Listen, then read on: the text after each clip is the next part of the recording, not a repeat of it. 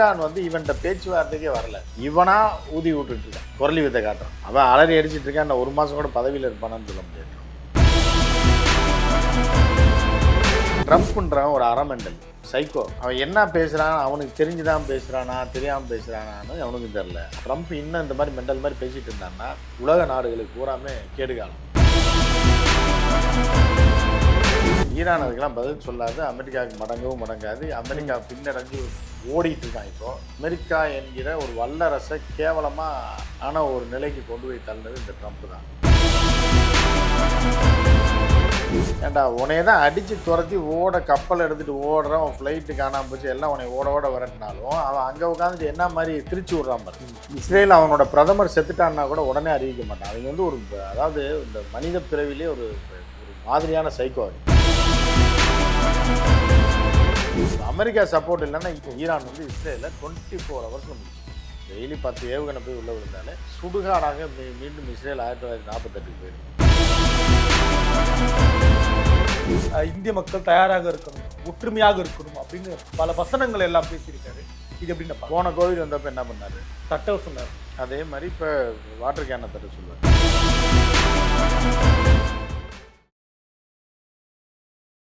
தமிழகத்தின் பல எம்பி எம்எல்ஏக்களின் வெற்றிக்கு வித்திட்ட கிங் 360 தேர்தல் வியூக சாப்ட்வேர் 2026 புதிய வாக்காளர்களின் அப்டேட் விவரங்களுடன் உங்கள் தொகுதியில் உங்கள் வெற்றிக்கு வித்திடுகிறது.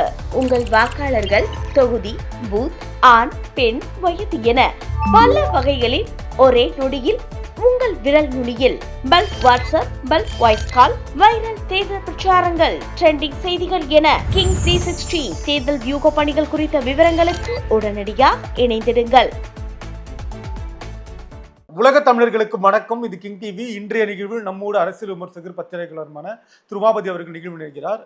வணக்கம் சார். வணக்கம் வணக்கம். தொடர்ந்து அமெரிக்கா ஈரான் போர் பதற்றத்தில் அமெரிக்கா ஒரு 15 கோரிக்கைகளை பரிந்துரைகளை ஈரானுக்கு வைக்கிறாங்க. இதெல்லாம் நீங்கள் ஃபாலோ பண்ணால் நம்ம போகிற ஒரு வழியாக முடிவு கொண்டு வந்துடலான்னு.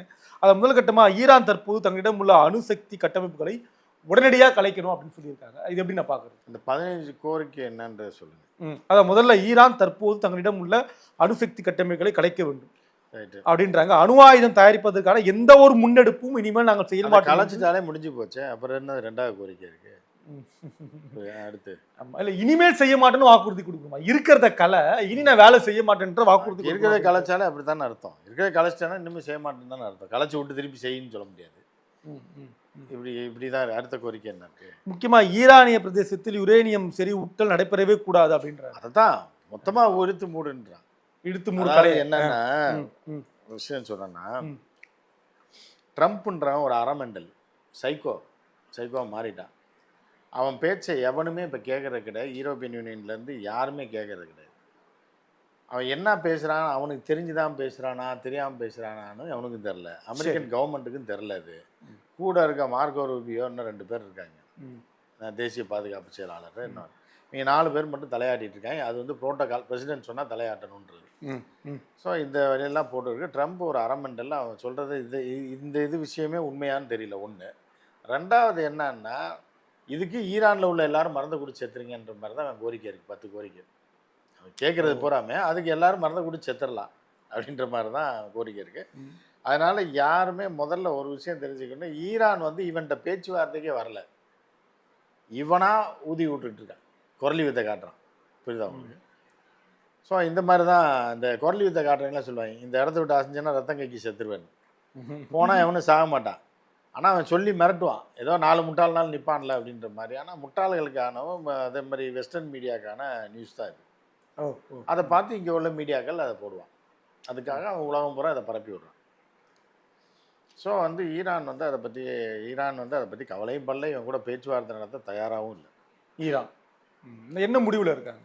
அவங்க ரிப்ளை கொடுக்கணும் இல்லையா? இவனுக்கு எதுங்க ரிப்ளை கொடுக்கணும்? இவனுக்கு தான் ரிப்ளை கொடுத்துட்டு இருக்காங்களே இஸ்ரேலில். புரியுதா?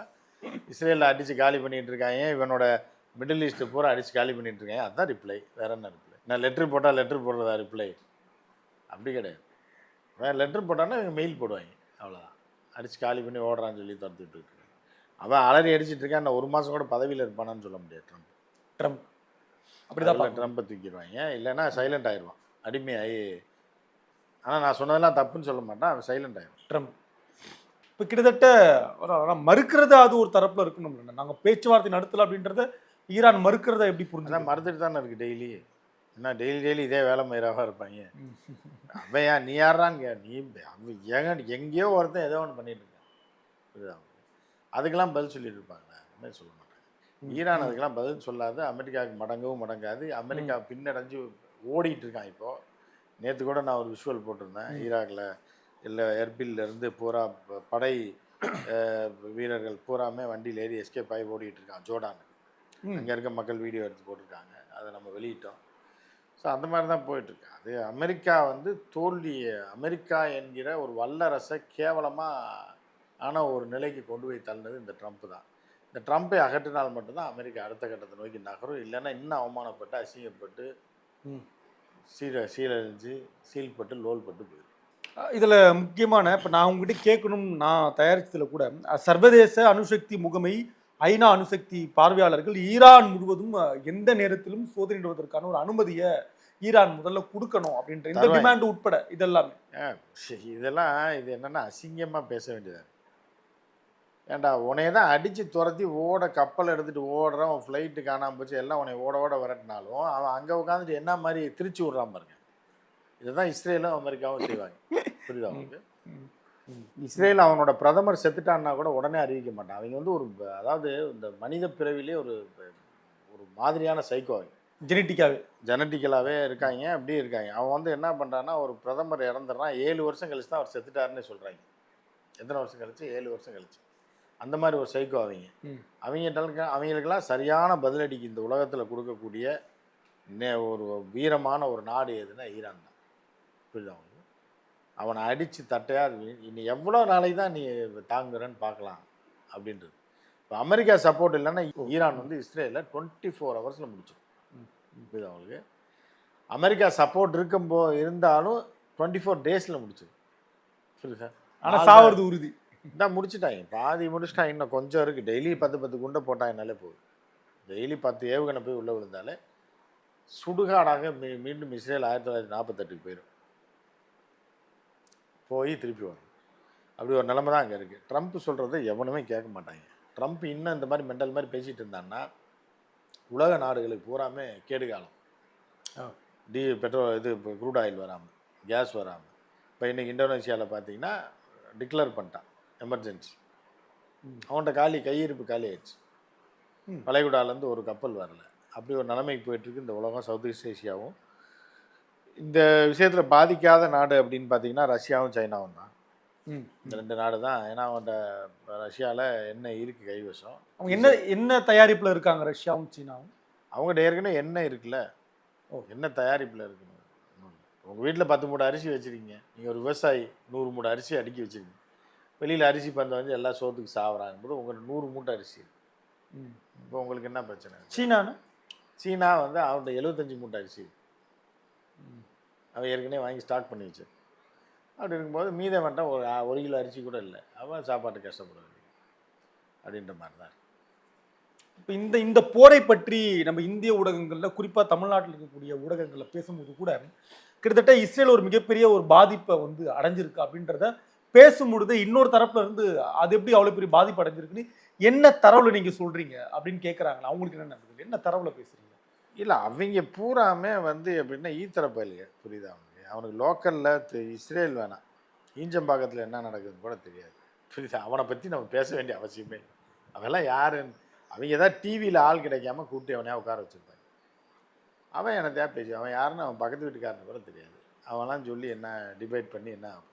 டிவியில் 7 மணி டிபேட்டுக்கு ஆள் வேணும், எவனையா 4 பேரை உட்கார வச்சு சங்கிலி இன்னையிலேருந்து நீ கங்குலின்னு அவனை கூப்பிட்டு உட்கார வைப்பான்.